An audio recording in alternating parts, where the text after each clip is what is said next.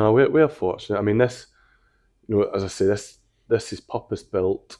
This nice area here, where we have food, and actually food comes over in a hot box from the club, at break time every day. So the guys get a hot meal. The guys are working in all conditions, and we're expecting them to be working in all conditions. So it's really a necessity to give them an area that's clean, dry, warm. They're well fed. It's important that we invest in that, so everyone feels looked after. I just wondered, in terms of well-being as well, do you think having a good working condition, a good place for people to go and sit and dry off, in terms of well-being and the mental health side of things, do you think that's an important factor as well? So if you can have somewhere that you come where you can, as I say, a day like today, it's tipping down outside, and no one likes going out in the rain, no matter how good your waterproofs are. You never like going out there. But if you know that you're getting, a little oasis of calm in the middle of the day where, you can hang a coat up and it gets dry. There's a spare coat for you that you can put on. If you've got clean, dry clothes, I think that helps the mentality. We give them enough uniforms so that they can put dry stuff on before they go out. Much more comfortable. The thought of walking out the back of a van, for example, some people have to, don't they? And if you get 2 or 3 jobs in a day and you're getting wet, that can't be good for your mind. Institutes, places need to adopt, so improving facilities and making sure that it's there for the staff to sort of utilise. Absolutely. In this industry, we can have quite a wide range of budgets. Staff welfare should be one of the priorities for when you're putting together a budget, and making sure you've got the facilities that people have warm water, heat, some shelter. Compliant, you need it from a health and safety perspective. In terms of like the health and safety side of things, obviously with you guys sort of managing chemicals and handling, how important do you think it is to have like the facility to go shower off? This is a clean area, like I said to you. This is the food area. We have no clothes in here. The clothes stay in the clothes area. But pesticides are getting fewer and fewer. But we do use them occasionally, and obviously there's using coveralls and things like that. By the time they've stripped off that, got rid of their clothes and boots, by the time they step into this area, they're clean.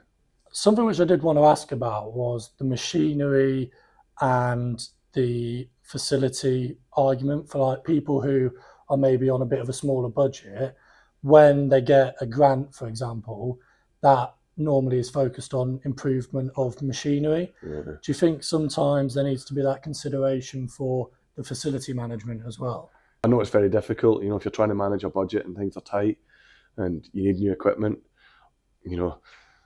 it's the temptation is going to be to invest there. It is tricky though, if you work in an environment where things are a bit tighter.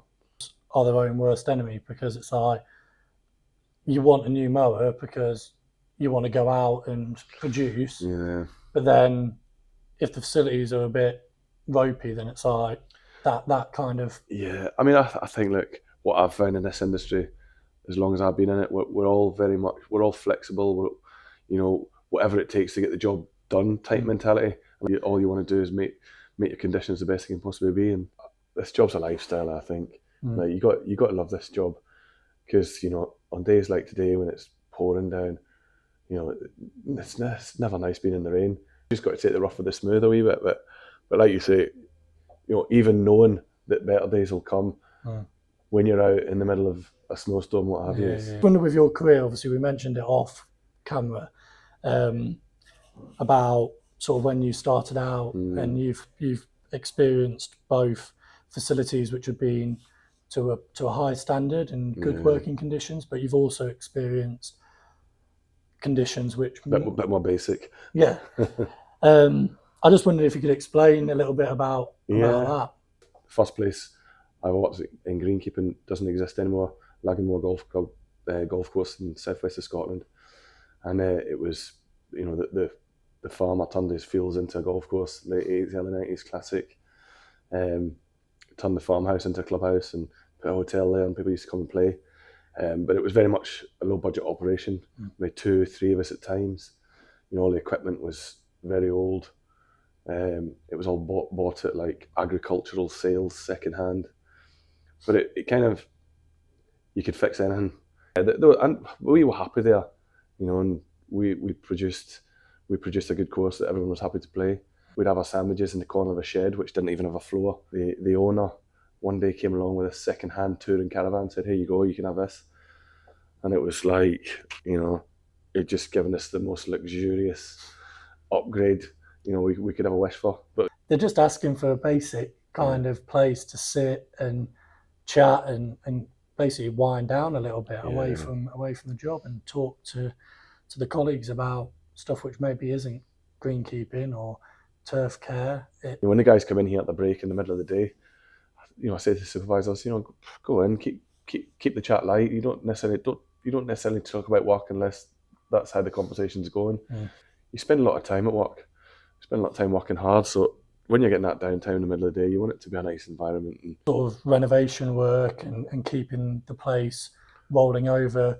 Have you done much work in terms of keeping the facilities up to date? So yeah, I mean, this building was purpose built in the mid-90s, and then we had a refurb 7 or 8 years ago. We've now got clothes and food areas are separate. But we do. I mean, we have a cleaner who comes in every day.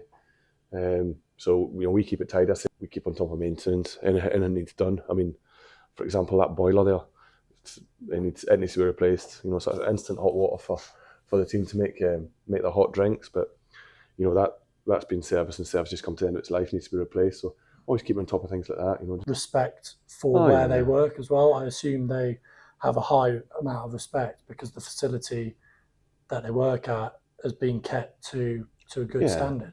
Yeah, no, I think that's fair to say. And we do lots of little things for them. I want the guys to feel well looked after. As I say, they get a hot meal once a day, but also we get a couple of loaves of bread from the club each day and plenty of milk. So there's always cereal here. There's if they want toast, there's a big tub of peanut butter, Nutella, jam. Having all those little luxuries, make a big difference. And that's something we work hard. We want to make sure people do feel that they're well looked after. I suppose they might think, is this really the job for me? But if they come somewhere where like they know that there's going to be a place for them to sit, a place for them to eat, then maybe they'll be more inclined, especially with the next generation, I suppose. Like you say, it depends on operations and budgets and things like that. But we are very fortunate here that when we're recruiting and we show them around, like I've showed you this morning, and it's clear and obvious they're going to be well looked after here. So you've given back, and you can bring something like this award and be like, do you know what, we are doing a high standard. Yeah, and actually, I mean, something we work hard on is creating a good positive environment. And this award here, I mean, it was really nice to win, and championship performance, for the things that we achieved in the championships last year. But for me, it's as much a reflection of the environment we've created, where everyone's working together. So myself and the head greenkeepers, it's conscious decisions. We're always reflecting on things, always reviewing is there something we could do a bit better? Is there things we could do better for the guys? Even silly little things like we'll plan 3 social events through the year. They're not necessarily big grand gestures. Might be a game around us on the recreation ground. Out there, we might hire a 5-a-side pitch, or you might spend a bit of money and go go-karting or something like that. But having those things in place, but we work hard at it to try and create that positive environment. And if you create a positive environment, and people are engaged in that and they feel looked after, that the results follow. Say the apprentice lads who have come to the club basically from college or school, do you think that's important as well, creating that positive environment so they come into a place where they're like, do you know what, I really love this, I'm going to do this for... Yeah, 100%. And our structure really lends itself to that, because the supervisor team, so head greenkeepers, deputy head greenkeepers, first assistants, they make things work. They need to look after the team. They make sure everyone's, operationally in the right place, but also be there to support them.